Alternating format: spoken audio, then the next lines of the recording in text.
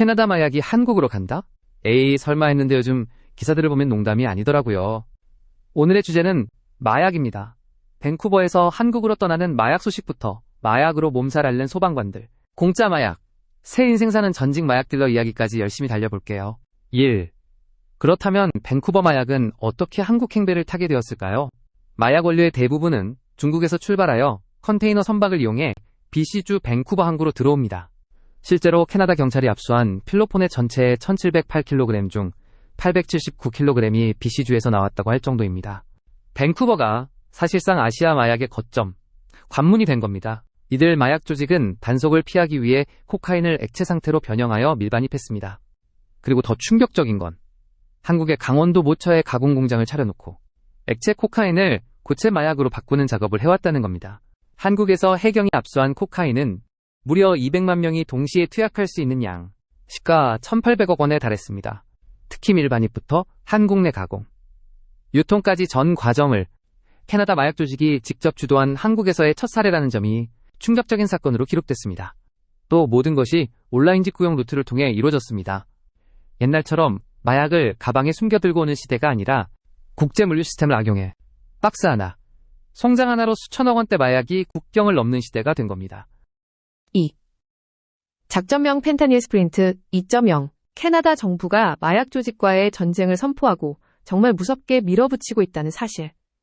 알고 계시죠? 이 작전은 펜타닐의 공급 자체를 막으려고 대규모로 수행되고 있어요. 캐나다 왕립기마 경찰이 국제 파트너들과 손잡고 마약 공급로 자체를 국경에서부터 차단하는 것을 목표로 하고 있어요. 그럼 성과는 어떨까요? 경찰이 대규모 작전을 통해 불법 펜타닐 2.7kg 이상, 시가 100만 달러가 넘는 양을 압수. BC주에서는 마약 유통 조직을 와해시키는 성과도 올렸어요. 우리는 이 싸움이 언제쯤 끝날 수 있을지 계속 지켜봐야 할 것 같아요. 3. 밴쿠버 거리의 현주소. 요즘 헤이스팅스 거리 지나가 보셨나요? 허리가 반쯤 꺾인 채로 비틀거리며 걷는 마약 중독자들, 철문으로 굳게 닫힌 상가들, 그리고 자주 들려오는 화재 소식까지. 이 화재의 주요 원인이 마약 흡연 도구의 부주의한 사용 때문에 발생한다는 사실 알고 계시나요? 11월 21일 하루에만 54건의 과다복용 신고가 들어왔다니 작년 같은 기간 대비 소방차 출동 건수가 거의 2배 수준. 소방관이 버티질 못하니까 결국 시에서 소방관의 소방서 근무 횟수를 연간 80일회로 제한하는 조치까지 나왔대요. 게다가 펜타닐의 동물용 진정제인 메데토미딘을 섞은 신종 마약이 돌고 있거든요. 원래 수술 전에 마취할 때 쓰는 약인데 이걸 섞어 파는 중이라 더 위험해졌어요. 4. 논란의 중심 공짜 마약.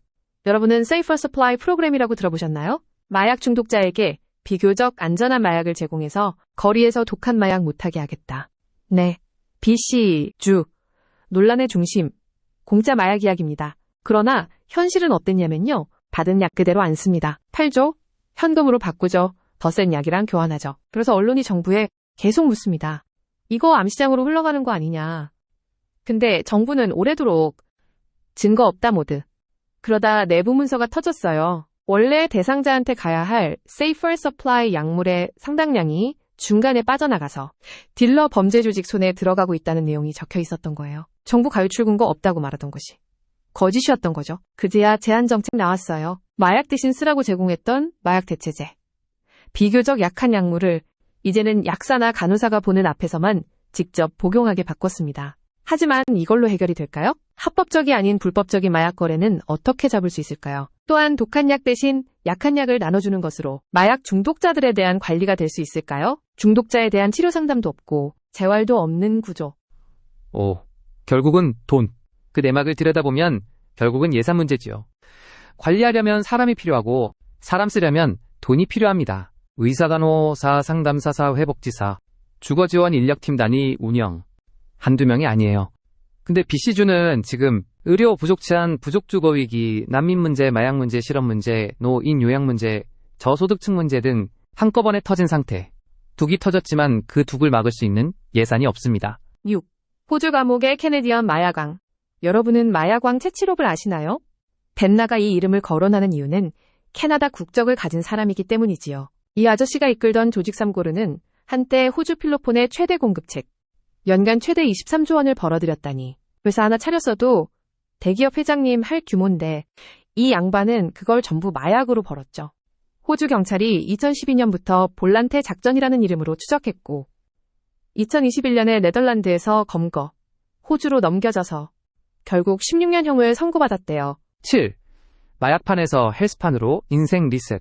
전직 갱단 멤버, 전직 마약 딜러였던 사람 밴쿠버에 북미 최대 규모의 사우나를 열었다는 소식. 이름은 앤드류 아오. 감옥 아니면 죽음. 둘 중 하나밖에 없는 막다른 길에서 이대로는 안 되겠다 싶어서 운동을 시작했고 그게 인생의 전환점이 됐대요. 피트니스에 빠져서 몸짱 보디빌더까지 되고 테바 웰리스라는 냉육육 시설까지 오픈. 마약판에서 헬스판으로. 진짜 인생 리셋 사례가 되었네요. 오늘 준비한 마약 관련 소식은 여기까지입니다. 결국 밴쿠버의 마약 문제는 정부의 예산과 정책이 복잡하게 얽혀 있다는 점을 다시 한번 느꼈네요. 밴쿠버의 마약 문제를 해결하려면 치료를 위한 예산 투입이 우선일까요? 아니면 강력한 단속이 우선일까요? 여러분의 의견을 댓글로 남겨주세요.